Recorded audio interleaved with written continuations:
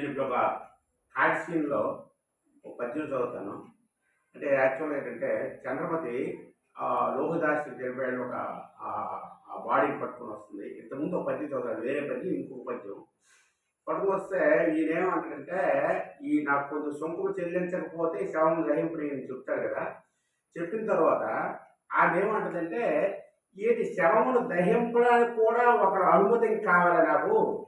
ఇది ఎక్కడ ఇదయ్యా ఎక్కడ నేను ఎక్కడ చూడలేదు అని అంటే ఈయన చెప్తాడు, ఇవన్నీ మాకు ఇస్తే కానీ ఈ శవం దహింపనీయనమ్మా అని చెప్తాడు. చెప్తే ఆవిడేమో దీన్ని దహింపడానికి కూడా మాకు ఒక ఆజ్ఞ కావాలి, కొన్ని సొంకం కట్టాలా, ఇది ఎక్కడ న్యాయము అని ఆ చంద్రమతి అంటది. అప్పుడు అంటాడు, ఓహో నీకు వాళ్ళు బలు తెగుదారులాగున్నారే పదా పదా ఇప్పుడైనా తెడమా తరవై ఎడమాకు ఎగలిపెదవు నీ కుమారుని కలే బలమావల పారవైచరా.